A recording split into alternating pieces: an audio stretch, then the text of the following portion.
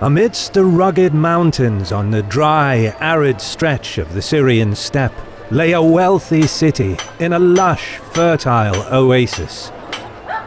Adorned with sumptuous colonnaded streets, tetrapylons, majestic temples, spacious agoras, theatres and baths, elaborate stone reliefs, monumental Valley of the Tombs, and administrative government buildings, the city of Palmyra was the jewel of the Middle East and a melting pot at the crossroads of culture, with Roman, Greek, Aramean, Arabian, and Persian influences all on display. For over 30 years, this was the place that Queen Zenobia called home, where she wove together the obligations of kinship, patronage, and civic solidarity that Palmyra demanded of its notables. But in the scorching sunlight of the late summer of 272 AD, the Queen stood on the steps of the Temple of Baal with a troubled brow, her troops posted on the outskirts of the city. She firmly grasped her cloak in her hand as the smoke and fragrance of lingering incense filled the air, and the sounds of solemn hymns, sung to flutes, drums, and tambourines, reverberated in the majestic hall. With a camel at her side, carrying a shrine in which a sacred stone was shrouded, Zenobia intoned prayers and made offerings of oil and wine, asking her god Baal for protection against those she perceived to be the invaders of her empire. However, the Emperor Aurelian deemed Zenobia's authority to be illegitimate and her bid for power unsanctioned, and he came to Palmyra at the head of an army to settle the matter once and for all. This video is brought to you by our friends over at CuriosityStream. As their longtime subscriber, I recommend their history documentaries where you can find topics from ancient, medieval, and more modern times. But if you're interested in other topics, CuriosityStream is a streaming service that features thousands of some of the best, highest quality educational documentaries out there. One you should check out is The Planet of Treasures, a wonderful documentary series about the World Heritage Sites and places of special beauty created by humans and nature, hosted by Cambridge historian Sir Christopher Clark. And as our viewer, you get a special discount. Go to curiositystream.com/historymarsh to get unlimited access to the world's top documentaries and non-fiction series, and use the code HISTORYMARSH when you sign up to save 25%. That's just $15 per year, much more affordable compared to other streaming services. And by signing up on CuriosityStream, you'd also help support our channel.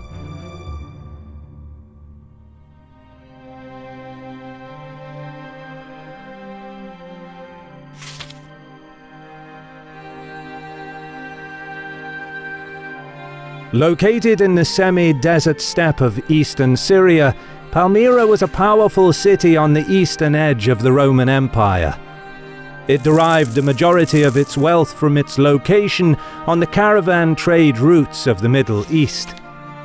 The city's merchants were renowned for their ability to secure safe passage of goods through treacherous country, from one water source to another, especially during the dry season. Palmyrene traders operated throughout the empire and, more crucially, played a major role in connecting Roman Syria to the Middle Euphrates, and from there the Persian Gulf. Since the times of Emperor Caracalla, Palmyra enjoyed the status of a colonia. However, in the middle decades of the 3rd century AD, when the Sassanids fought Rome for control of Armenia and Upper Mesopotamia, Palmyra attained a heightened political and strategic significance under the leadership of a prominent local aristocrat, Septimius Odaenathus. The instability of warfare in the region threatened Palmyrene trade, and Rome expected the Palmyrenes to provide for their own security.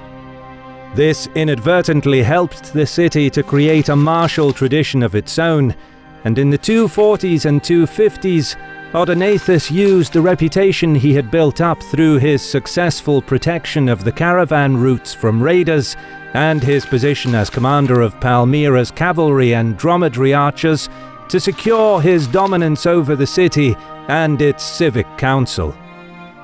By 251 AD, he and his eldest son, Herodian Hieron, were being honored in Palmyra as Resh, or leader, an unprecedented title among the Palmyrene elite.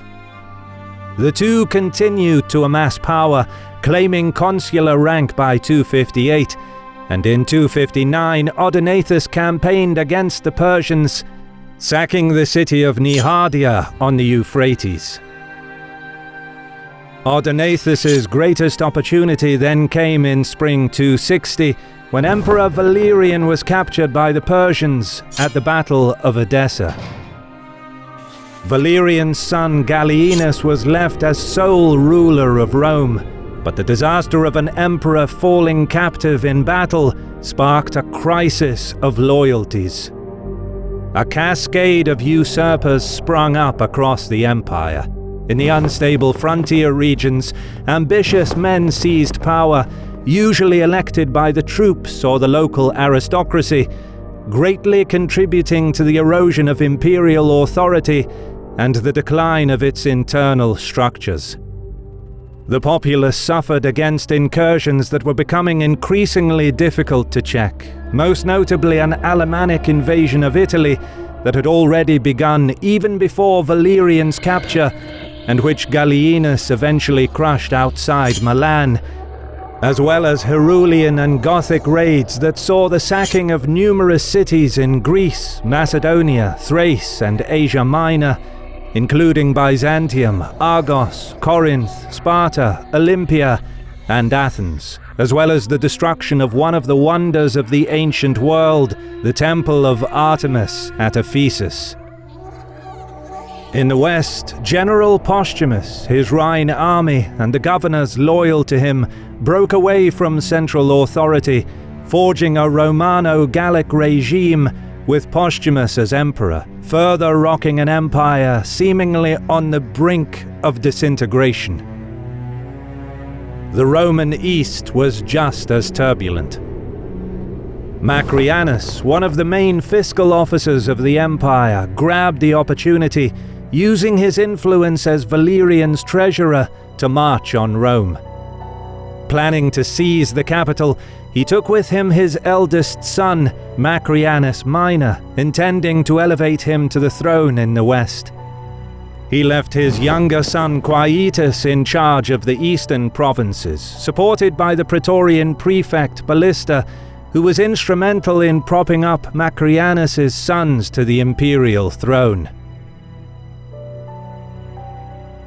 The momentum to usurp the throne gathered behind Macrianus, but his army was intercepted and defeated in Thrace, with both he and his eldest son killed in the encounter.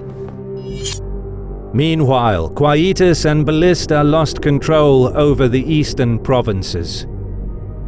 In a calculated show of loyalty to Emperor Gallienus, Odaenathus marched on Emesa and overthrew what remained of the usurper regime. It was a clever move.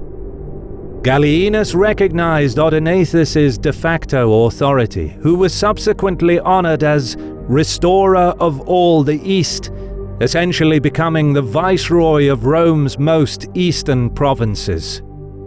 This gave him authority over Roman governors and military forces in Syria and Upper Mesopotamia, which Odaenathus used to great effect to help push the Persians out of the eastern provinces, recapturing Roman fortresses of Carrhae and Nisibis.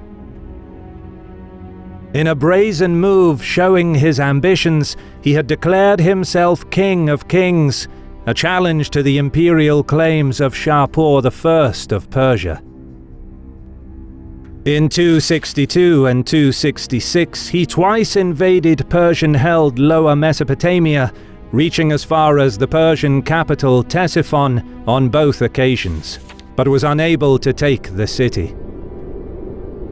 In 267, on the emperor's orders, he also campaigned against Gothic and Herulian raiders in Asia Minor.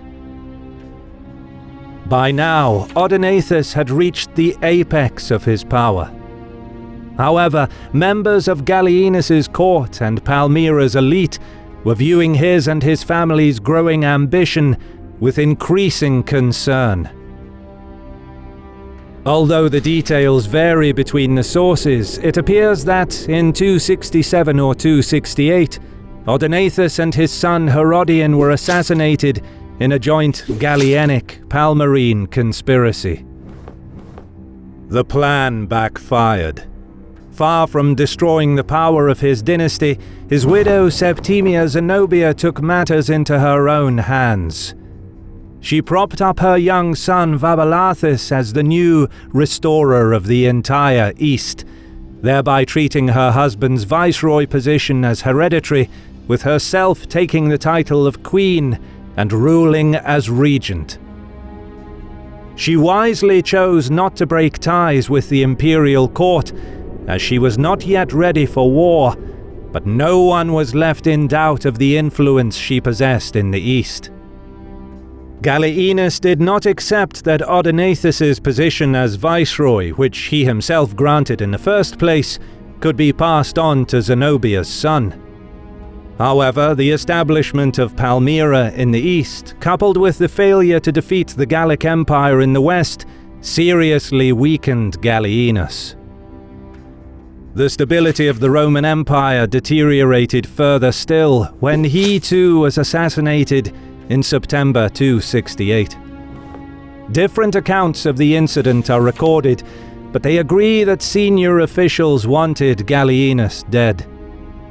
The new emperor Claudius managed to bring some stability. He stopped the Alemannic invasion of Raetia and Italy at Lake Benacus. He then marched east to meet a major Gothic invasion in the Balkans. At the Battle of Nisus, he achieved a major victory over the barbarians. However, the continuation of the war was less conclusive due to the outbreak of the plague, which affected the Romans, but savaged the Goths even worse. Many Goths who survived were either admitted into the Roman legions or had lands assigned for them to cultivate. Preoccupied with matters in the Balkans, Claudius sent an expedition against Zenobia under Heraclianus, a former Praetorian prefect, to reassert control over the east. The details are unknown, but the campaign was a disastrous failure for the central government. This was the point of no return. Recognizing weakness in the empire's central authority, in the spring of 270, Zenobia sent an expedition of her own to conquer the Roman province of Arabia. This campaign, commanded by her general Zabdas, defeated the Cyrenian Third Legion, killed its commander, and subdued its troops. Later that summer, the Queen launched an invasion of Egypt with an army consisting of Palmyrenes, Syrian legionnaires, mercenaries, and barbarians. It was a grueling, hard-fought campaign, but Zenobia's forces successfully took Egypt. Despite the setback in the east, in the empire's west, the Gallic Empire was similarly unstable, and the assassination of Postumus in 269 had prompted a series of defections. Claudius's trusted general Placidianus seized the moment and took control of southern Gaul after several victories. Hispania followed suit, breaking their allegiance to the new Gallic emperor Victorinus and declared their loyalty to Claudius. But the emperor would not live long enough to reunite the lost territories. In the summer of 270, he journeyed to Sirmium, where he prepared for a campaign against the Vandals who were raiding Pannonia. On the way, he fell victim to a pestilence, likely the plague of Cyprian, a form of smallpox, and he died in August 270. His younger brother Quintilius, currently stationed at Aquileia, was declared emperor by the Senate. But, in an act typical of the crisis of the 3rd century, the new emperor was not recognized by the legions that served under Claudius, who instead threw their support behind his right-hand man, the talented Illyrian cavalry general Lucius Domitius Aurelianus, more commonly known as Aurelian. It looked like more war and turmoil would engulf what remained of the Roman Empire. But the reign of Quintilius proved extraordinarily brief, possibly lasting as few as 17 days. He committed suicide, realizing he had little hope against the army of Aurelian. The Senate now recognized Aurelian as the new emperor, but he inherited a state in a dismal condition that had been disintegrating for the past 20 years.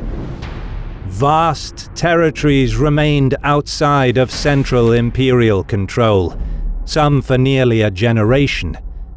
Internal turmoil encouraged pressure from external enemies, and renewed incursions by the tribes north of the Danube spread devastation deep into the interior. And, with yet another emperor seizing power, the threat of civil wars again grew as new usurpers arose, exploiting the imperial insecurities and the influence of armies on Roman politics. The spiraling political and economic crisis impacted agriculture and commerce the most, which was compounded by the pestilence that had first swept through the empire around the year 250, greatly diminishing manpower for the armies and taxation. Nonetheless, the new emperor steeled himself for the difficult road ahead. In the east, seeking to strengthen the image and power of her regime, Queen Zenobia skillfully played the political game. She exploited the turmoil in Rome, but was careful not to provoke a war with the new emperor. Her mints at Antioch and Alexandria recognized Aurelian as emperor, producing coins in his name. But she also now struck coins bearing the face of her son Vaballathus, honoring him as imperator, a military title of republican origins that was now associated with emperors. In this way, Zenobia gave him imperial status whilst cleverly avoiding the title of Augustus, which would have unambiguously designated him as emperor, blatantly challenging Aurelian's authority. Roman mints were spread widely across the empire, and emperors used them to make political statements to their subjects. The populace often learned of a new Roman emperor when coins appeared with his portrait. Thus, the circulation of coins bearing Vaballathus's face undoubtedly solidified his authority over the Palmyrene domain, but it was also an encroachment on Aurelian's authority.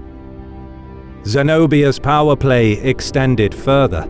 Her coins bore inscriptions that recorded the number of years that Vaballathus had ruled the East, thereby showing that he had been in power longer than the emperor, as if to suggest her son's seniority over Aurelian. Coupled with this web of political intrigue, Zenobia began the expansion of her army and moved into Asia Minor. She captured Tyana in Cappadocia and Ancyra in Galatia, and attempted to seize Chalcedon in Bithynia, which resisted and remained loyal to Aurelian. With this show of force, the queen wanted to hinder any offensive by the emperor, while she also played the long game, slowly building up the power of her realm. But despite the Palmyrene expansion further hindering the empire's reunification, the Gothic problem in the Balkans remained unresolved, and Aurelian's own position was far from stable. The first order of business for the emperor was to strengthen his rule in the territories that were still under central control. Aurelian was an exceptional leader of armies, and he campaigned with unmatched energy. In 270, he stopped a Jutungian invasion of northern Italy, fighting a series of actions before defeating them in a decisive battle on the Danube. He caught them in the middle of crossing the river, weighed down with plunder and prisoners. However, while he was consolidating his power in Italy, the Pannonian frontier was left vulnerable to attack, and an army of Vandals crossed the river in force, pillaging the region.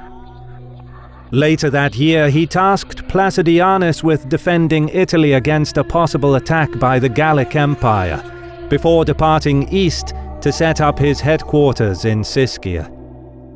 It was here that he assumed his consulship on New Year's Day, 271 AD. This office would normally have been assumed at Rome, and it was unusual for an emperor to assume the consulship without even setting foot in the old capital. This was a further sign of the diminishing role of Rome in imperial pomp at this time. By now the season had advanced, making it difficult for the Vandals to live off the land, and knowing that the enemy was not equipped for siege warfare, Aurelian evacuated the livestock and food supplies into the fortified cities. Once he was satisfied that the war of attrition had weakened the barbarians and that his own supply lines were established, he marched to meet the Vandals. The campaign was a grueling affair, but after an indecisive first battle, the barbarians were subsequently defeated in the Pannonian interior. The Vandals sued for peace, handing over hostages and providing 2,000 horsemen for the Roman army, and the Romans provided them with supplies for their journey back to the Danube. The emperor, however, had little respite in which to savor his victory, and in early 271 he was forced to march back west. The Jutungi had returned, this time probably with a coalition of other Germanic tribes, launching a major invasion of Italy. They destroyed numerous towns and countryside in the Po Valley before pushing south, threatening Rome itself. At first, Aurelian's army suffered an ambush at Placentia, but he managed to regroup his battered army and follow the trail of devastation that marked the enemy's route down the Adriatic coast. Knowing that the Romans were on their heels, the barbarians stayed on the march, aiming to cross the Apennines towards the capital. But Aurelian managed to catch up with them. On the banks of the Metaurus River, he achieved a major victory in the Battle of Fano. Subsequently, he pushed the invaders back across the Po River before dealing a crushing defeat to the Jutungi in the Battle of Ticinum. The victory broke the strength of the tribes along the upper Danube and put an end to Germanic invasions against Italy until the times of Alaric in the 400s, nearly 150 years later. Meanwhile, the invasion caused panic in Rome itself, and this, combined with the endemic corruption, had sparked a major rebellion against the emperor.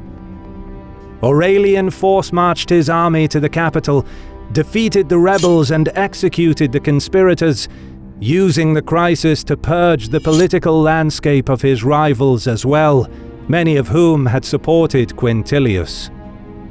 Usurpers in Dalmatia and southern Gaul, seeking to exploit the chaos, were either defeated in battle or assassinated, and construction began on a massive new system of walls to better protect the capital. But again, Aurelian had no time to waste. After briefly overseeing work on the new defenses, the emperor marched back east to the Balkans. Due to his elevation to the purple and the resulting power struggle in Rome, the Gothic War remained unfinished business. And now the ranks of marauding bands had swelled, posing a great menace to Thrace. They were led by King Canabas, This Goth was possibly none other than King Cniva, who had famously destroyed the army of the Emperor Decius at the Battle of Abratus 20 years prior, an event etched in the memory of the Romans. By the time Aurelian arrived with his army, the Goths had already inflicted considerable damage. But, in a stunning twist, the Roman Emperor inflicted on them a crushing defeat. However, unlike his predecessors, he did not stop there. Rather, crossing the Danube, he invaded their homeland and scored a decisive victory over King Canabas, who was killed in combat. The Roman army then proceeded to sack Gothic settlements and lay waste to their lands. And in a planned propaganda move, countless captive women were deported to Rome to be later displayed dressed as Amazons in Aurelian's triumph. This was the most decisive victory a Roman army had in this region throughout the troubled 3rd century. Then, in a radical rethinking of regional strategy, the emperor withdrew Rome's military and administrative presence from Dacia.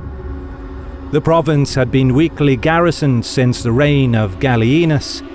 By abandoning it altogether, Aurelian could rationalize the long and undermanned Danubian frontier from which he collected troops, and repopulate the Balkans, devastated by war, with the people he evacuated from Dacia. Now, he was ready to retake the east.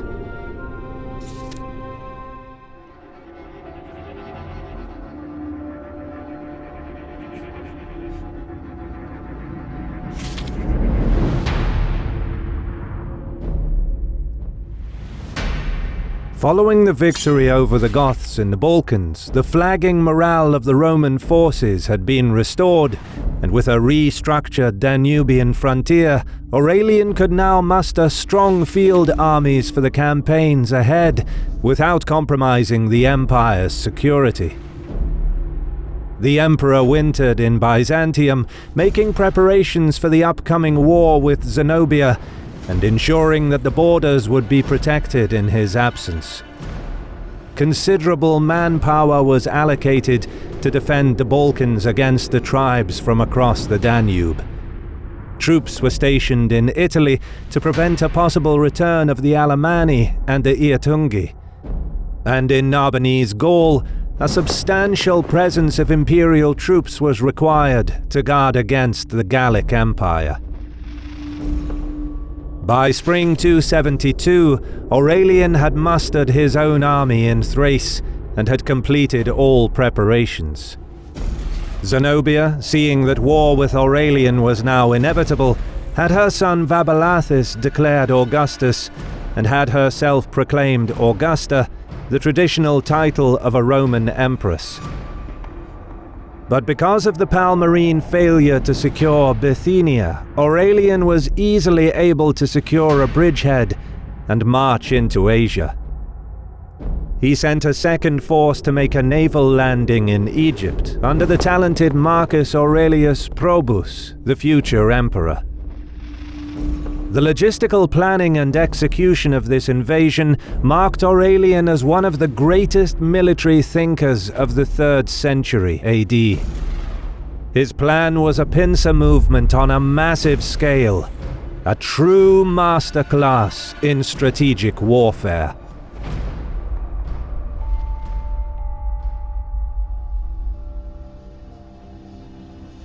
Aurelian's war against Zenobia had two objectives. The first was to recapture those parts of the empire over which Zenobia had recently established her dominion. The most important of these were the wealthy provinces of Asia Minor, with their significant tax contribution to the coffers of the imperial government, and Egypt, with its vital supply of grain.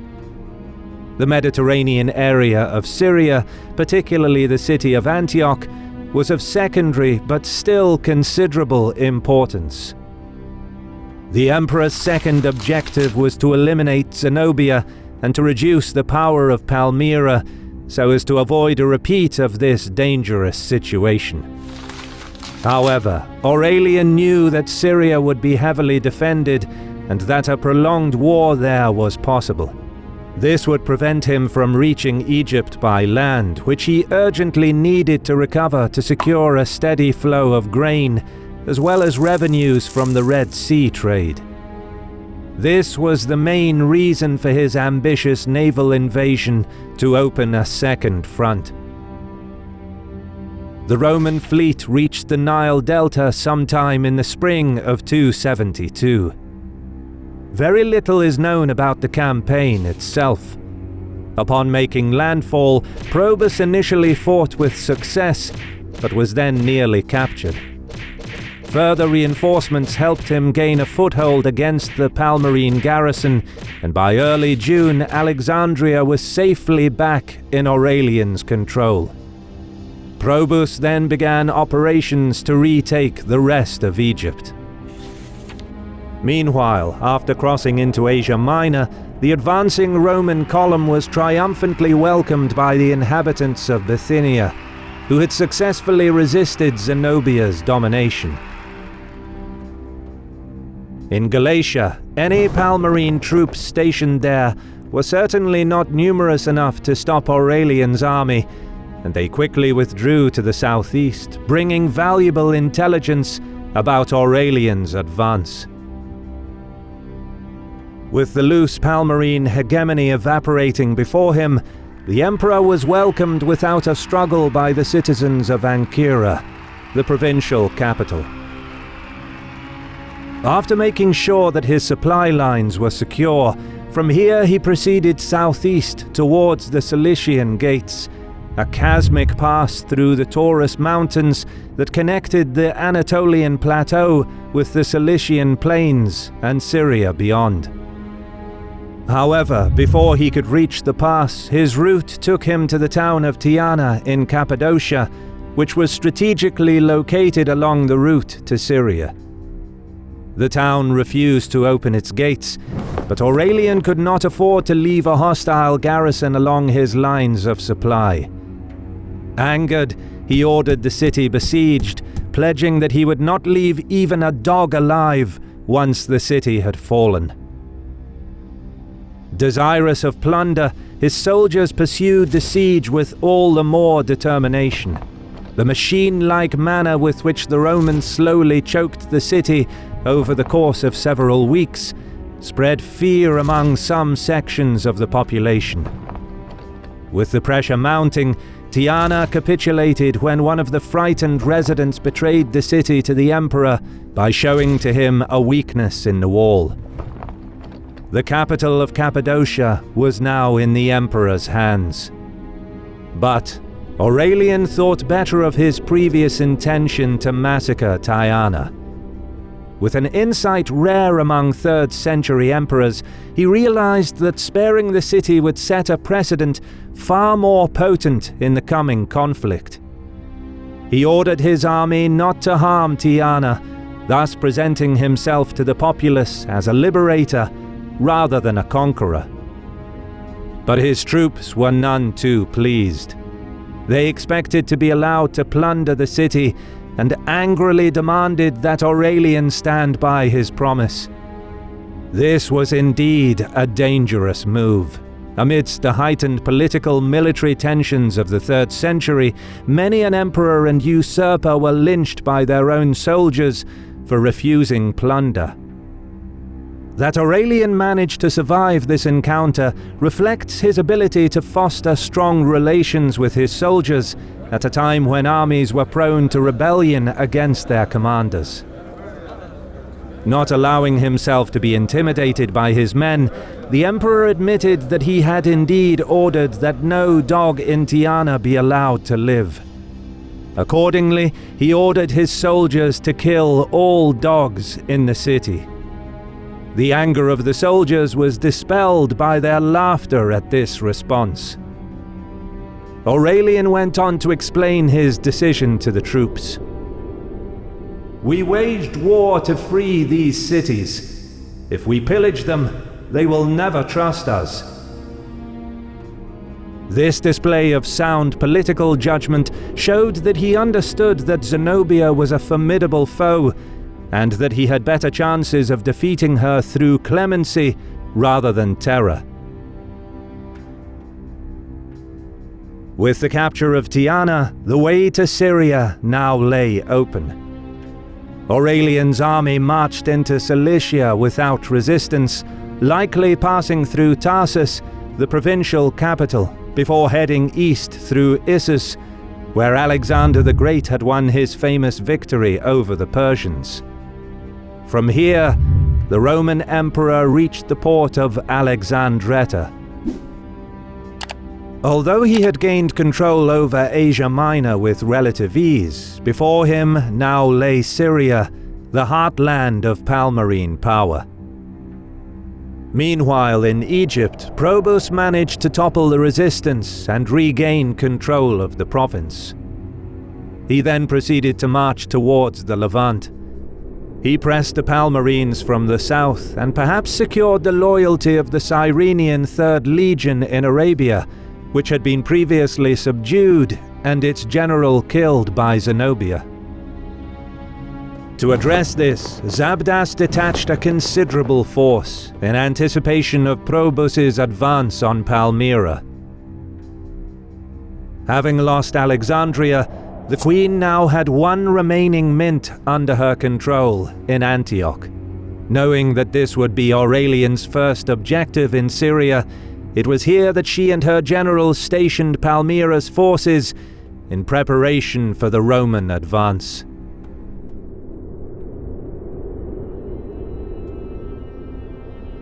Aurelian's army consisted of legionary detachments drawn from Rhaetia, Noricum, Pannonia, and Moesia, as well as Praetorians and Moorish and Dalmatian cavalry, who served as elite mounted units.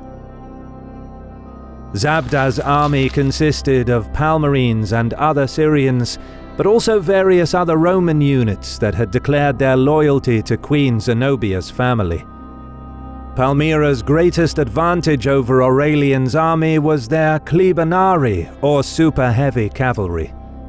These mounted units were better armored and more numerous than Aurelian's Dalmatians and Moors. The Roman emperor began crossing over the mountains. He had received unwelcome reports that the Palmyrenes lay between him and Antioch.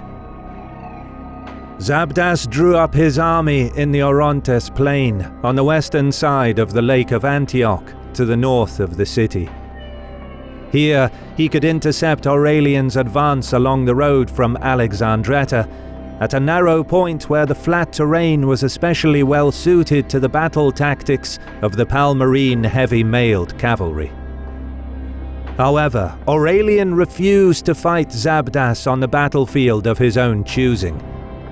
Knowing that a direct assault would be to surrender operational and tactical advantage to the enemy, he instead decided to march to the east of the lake, seeking to outflank the Palmyrene position. This maneuver had three advantages. First, the Palmyrenes anticipated a frontal assault from the north and might become confused by an attack from their rear. Second, he would block the enemy's line of retreat to the east, and if he could reach the city, he could also close off the road leading south. Lastly, the terrain south of the lake was less suited to Zabda's formidable cataphracts. However, the Palmyrene general got wind of Aurelian's maneuver. Having already stationed a small contingent to guard the road to Beroia, he sent his elite heavy cavalry to bolster their ranks. He could ill afford to lose his line of retreat, so it was imperative that they intercept Aurelian's army on the plain to the east of the lake before they could reach the hilly terrain further south, where his cavalry would be at a disadvantage.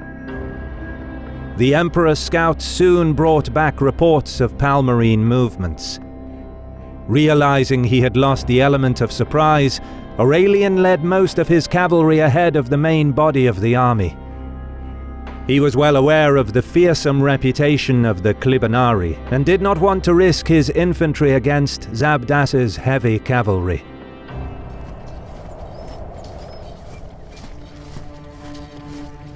It was a hot June morning. The Roman Emperor marched at pace well ahead of the rest of the army, with a cavalry contingent of around 5,000 strong, hoping to outflank Zabdas at Antioch. With him, he had the veteran Dalmatian and Moorish light cavalry, which had been under Aurelian's command for a number of years before he became emperor, serving as the elite cavalry arm of the Roman army. They were a tactically astute branch of the military, capable of executing battle plans across vast distances with precision, and had participated in numerous campaigns, often being the deciding factor in major engagements. However, Aurelian found that his way was blocked by the Palmyrene heavily armored cavalry, arrayed on the Antioch-Beroia road. Zabdas's cataphracts were of even better quality than Aurelian's Dalmatians and Moors. These troops had been forged in the fire of the Persian wars and perhaps represented the very pinnacle of cavalry warfare in the 3rd century AD. It is likely that Zabdas fielded up to 5,000 of these troops at Imei, but their exact strength and composition remains unclear. The Palmyrenes traditionally used light cavalry and dromedary archers, so it is possible that these heavy cavalry units were not local and were in fact cataphracts of the Roman army in the east, which were controlled by Queen Zenobia. Rome employed such units as an answer to Persian cataphracts, and they would have been controlled by Zenobia's husband before he was assassinated. This further confirms that the conflict between Rome and Palmyra was, in fact, a civil war. Despite this, ancient sources descended from Aurelian's propaganda portrayed Palmyra as an external enemy, even though they were an integral part of the empire for centuries. Further evidence of this propaganda can be seen in their portrayal of Zenobia as an Eastern barbarian, a foreigner, despite her family having senatorial status. The fact that she was of Syrian descent was clearly used against her by the central imperial government. Aurelian presented Zenobia's son as an illegitimate ruler, but ironically it was Aurelian himself who lacked senatorial status before he took power. He was an Illyrian general who killed his way to the throne, overthrowing Quintilius, and, according to some sources, he played a role in the assassination of Emperor Gallienus. Aurelian did eventually get senatorial support, but he had earned it through brute force. Likewise, the troops from both armies used to be part of the Roman military before the war. At Imei, the two commanders fielded their best mounted contingents, both understanding the importance of the opening encounter. Around mid-morning, Aurelian gave the signal. On the other end, Zabdas rose to the challenge. Undoubtedly, the heavily armored cataphracts were encouraged, seeing the light Dalmatian and Moorish cavalry. Little did they know that Aurelian was one of the finest cavalry commanders of his time. Just before the first charge of the enemy, he instructed his men to wheel about and not risk close quarters combat with their heavier counterparts. The light-armed cavalry feigned retreat, inviting the enemy to give chase. This encouraged the Palmyrenes to press forward in anticipation of an easy victory. Whenever a minor clash occurred, Aurelian's lighter units would flee.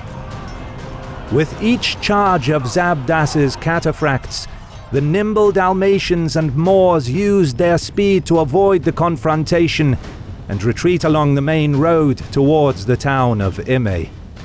The Palmyrenes pursued the Romans for several kilometers. Soon enough, the Syrian midday sun began taking its toll. True to the word Clibonarius, meaning oven man, the Palmyrene Clibonari and their horses suffered in the heat, having maintained the chase in their heavy armor. Aurelian noticed the exhaustion of the enemy. On cue, he turned his cavalry and countercharged the pursuers. Taken by surprise, the Clibonari could not put up an effective resistance, nor flee their nimble enemy. The slaughter was terrible. The tired heavy horsemen were either slain in their saddles or thrown off their horses and mangled by the hooves of friend and foe. Few managed to escape the carnage and find their way back to Antioch. Aurelian's tactics at Imme relied on the veteran Dalmatian and Moorish cavalry, their steely discipline, courage, and their ability to coordinate an effective and timely counterattack after retreating a great distance. Their deadly efficiency demonstrated the Emperor's tactical expertise, as well as his experience as a cavalry commander. In one fell swoop, he had dealt a crippling blow to Palmyra's most powerful military asset, their vaunted heavily armored cavalry. However, further to the south, the Palmyrene still possessed cavalry that far outnumbered those available to the Emperor, including a reserve of cataphracts.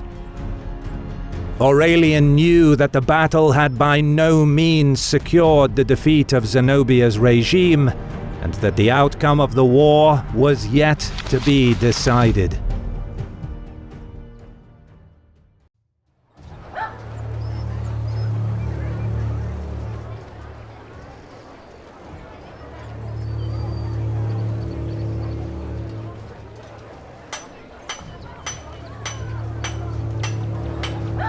In light of the Battle of Imme, Zenobia arrived in Antioch with her own retinue to bolster morale.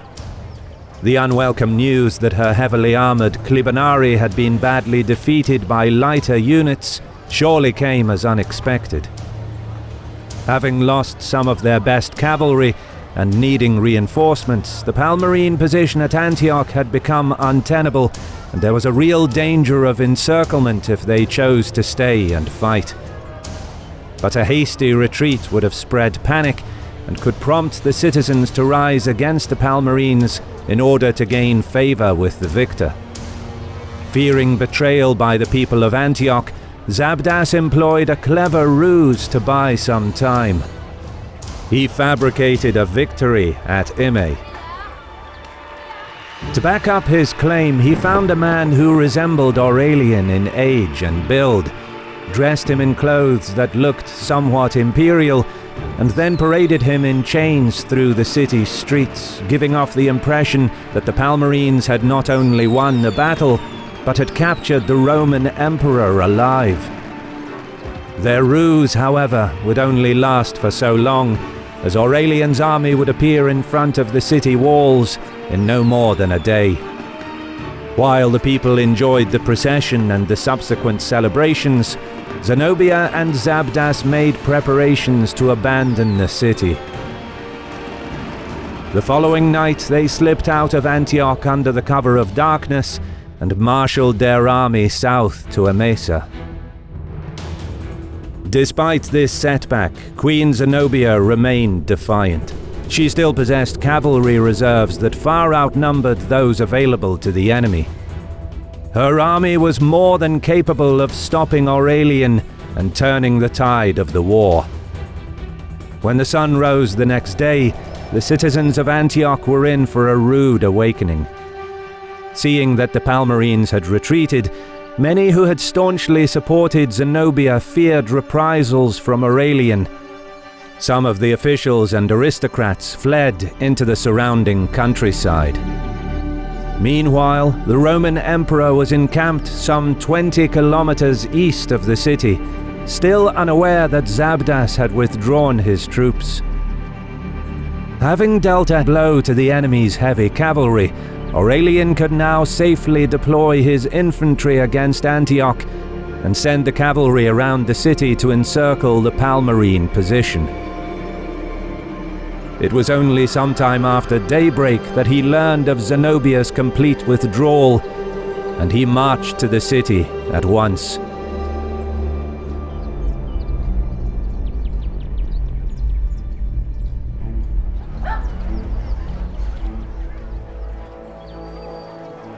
Once at Antioch, Aurelian was met with opened gates and a warm reception. The city clearly tried to do everything not to provoke the emperor. For his part, Aurelian showed that he was not interested in retribution. Upon learning that some of the city's elites had fled in fear of reprisals, he issued a general pardon to all citizens of Antioch. But his political maneuvering didn't stop there. He published edicts far and wide, advertising to the people of Syria that he considered those who had collaborated with Zenobia to have done so under pressure rather than of their own free will, thus absolving them of any penalties. This calculated policy of clemency immediately had a desired effect. His troops were welcomed by the locals. Bartering for provisions brought business to local markets, craftsmen and shopkeepers. And, most importantly for the emperor's long-term planning, the wealthy elite that had fled Antioch returned to the city with gratitude.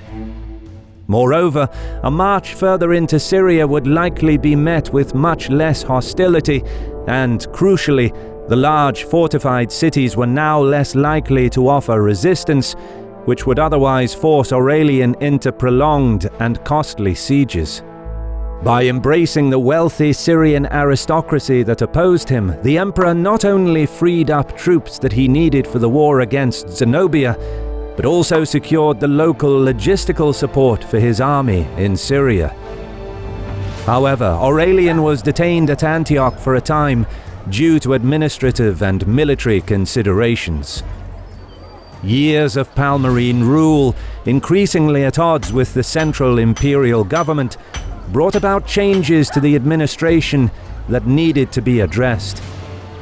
First, at the fore of these issues was the imperial mint, which Aurelian temporarily closed.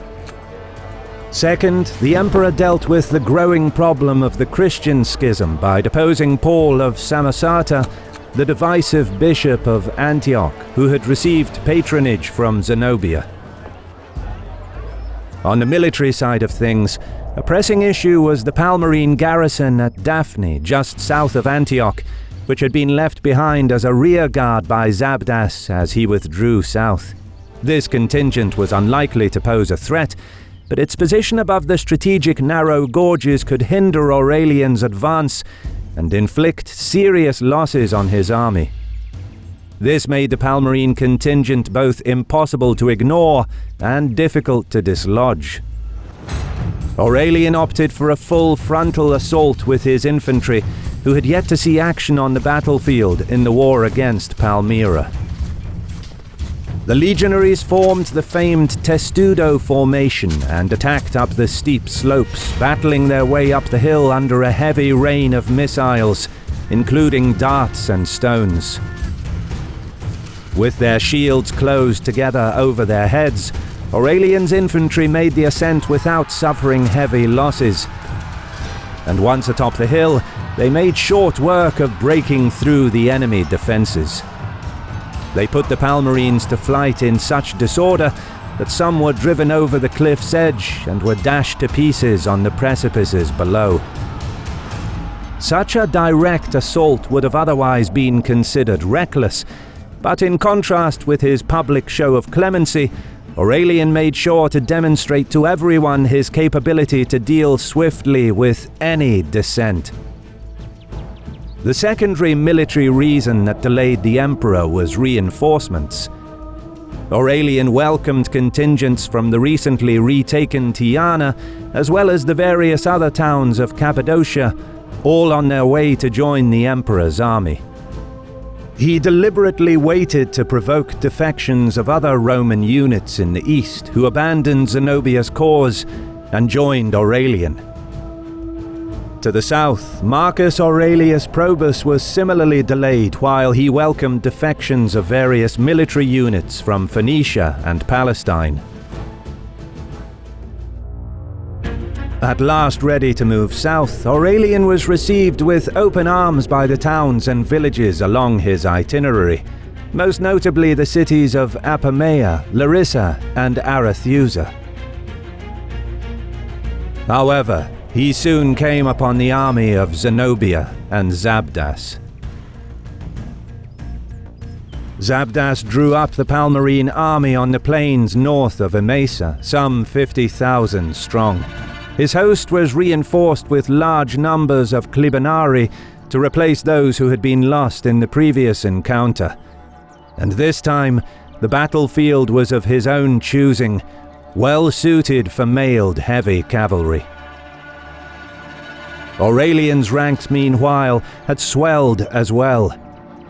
He had crossed into Asia with some 36,000 troops, but reinforcements from the newly conquered eastern provinces brought his army up to around 45,000. Both commanders stationed their cavalry on the flanks and infantry in the center. The Palmyrene cavalry arm was superior, not only because of their armor, but also their superior numbers. In addition to their Clibanarii, the Palmyrenes probably also employed elite Ausonian armored horse archers and Palmyra's local light cavalry and dromedary archer units. Again, the Roman emperor took the initiative. His infantry, interspersed with veterans from the campaigns against the Iatungi, Vandals and Goths, were tasked with breaking their counterparts. Meanwhile, he planned to keep the Palmyrene cavalry occupied. He feared that the superior numbers of the enemy cavalry would allow Zabdas to hit his infantry on the flanks. Marcellinus, one of his most trusted lieutenants, was to use his own cavalry to deter an envelopment through the use of non-committal tactics of harassment. If successful, the Clibanarii and Zenobia's other mounted units would not be able to commit to an envelopment of Aurelian's center, so long as the fast-moving Dalmatians and Moors were in a position to outmaneuver them and hit them on the flanks. But Zabdas had learned from his previous defeat. He ordered his heavy cavalry to advance on the enemy at a slower pace to give the impression that they would again fall into the trap of a feigned retreat. But they waited for the opportune moment when the enemy came in too close before charging at full gallop. The battle did not begin as Aurelian had hoped. He had ordered his mounted units to withdraw before the charge of the enemy and fight an evasive battle of harassment.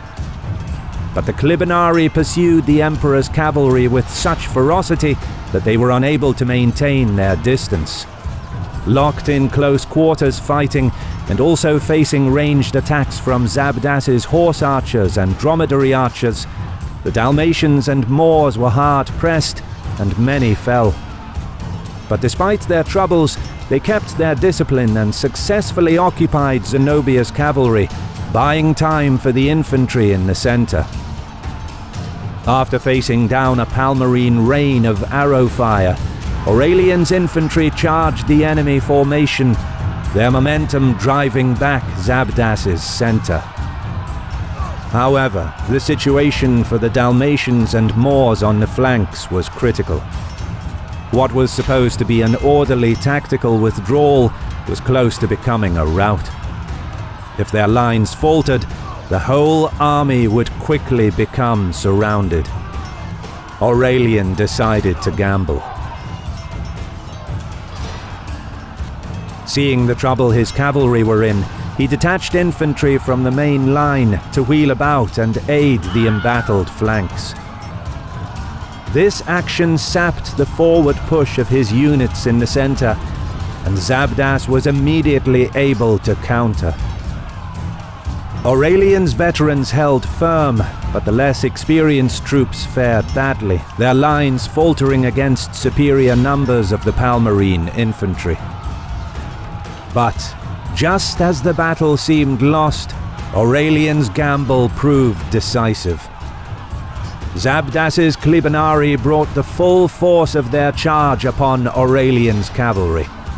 But in doing so, their own formation had fragmented into smaller groups as they made every effort to chase down the nimble riders. Aurelian's infantry exploited the gaps where the club-armed Palestinians were especially effective in the tight spaces.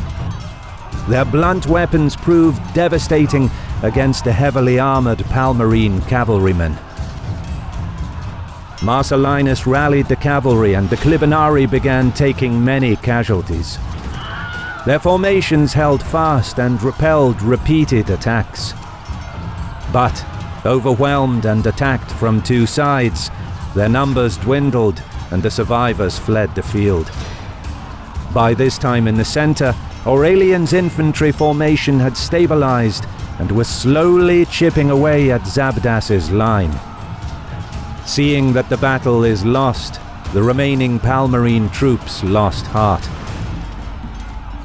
That Aurelian and his infantry were able to respond to a critically dangerous situation with such flexibility in the heat of battle and thereby win both the infantry and cavalry engagements, while his cavalry retained their discipline when hard pressed, reflects both the veterancy of his men, honed through years of military crisis, and their confidence in his strong leadership.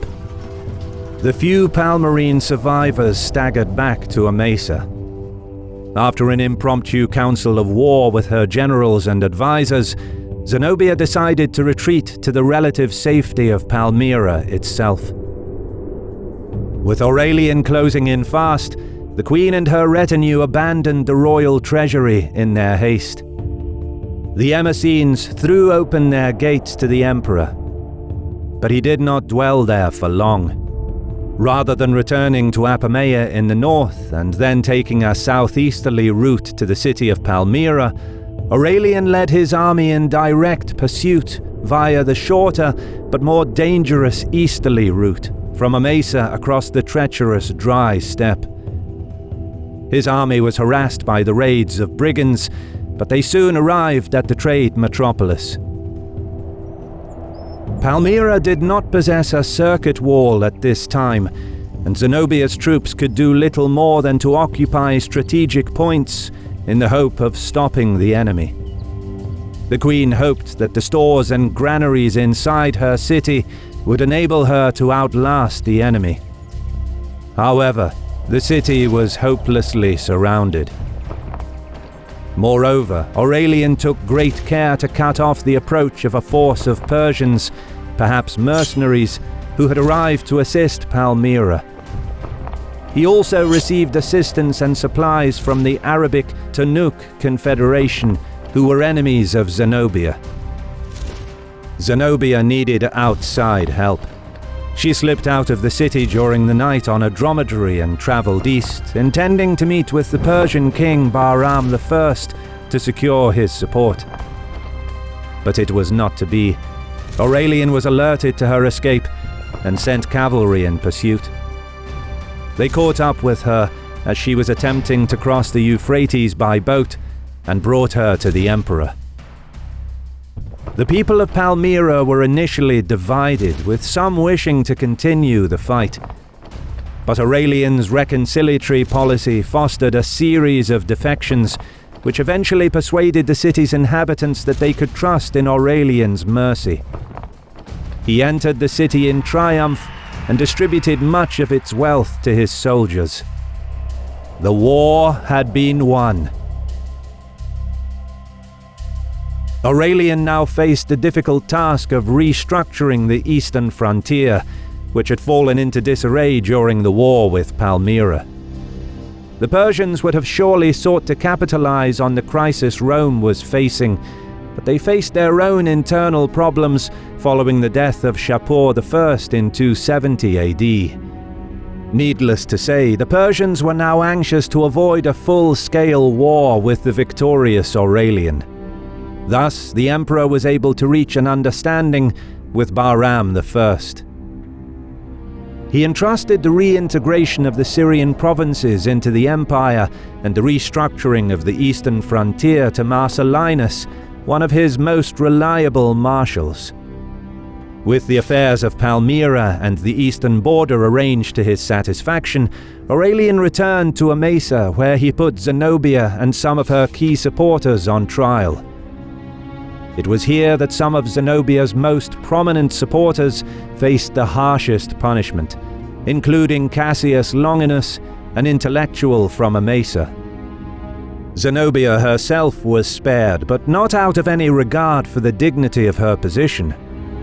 Aurelian was aware that the formidable queen came close to defeating the imperial war machine, and undoubtedly still enjoyed much support in the east.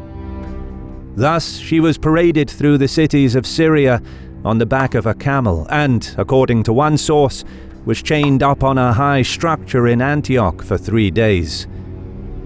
Such humiliation was not prompted by cruelty, but by calculated political considerations.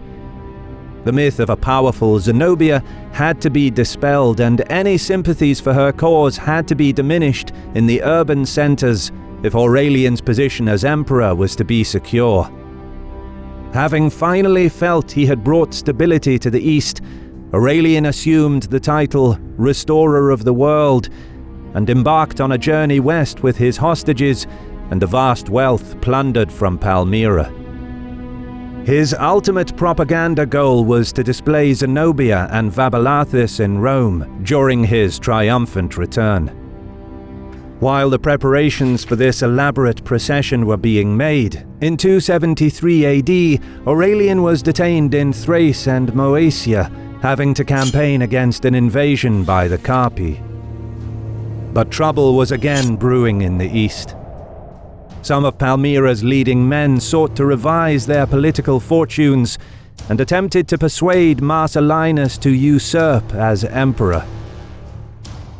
Playing for time with vague answers, Marcellinus remained loyal and informed the emperor of what was happening.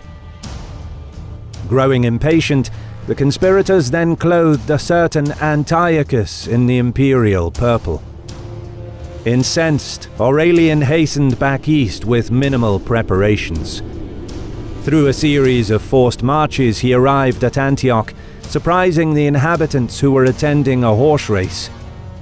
From there, he rushed to Palmyra, catching the conspirators off guard and taking the city without a fight.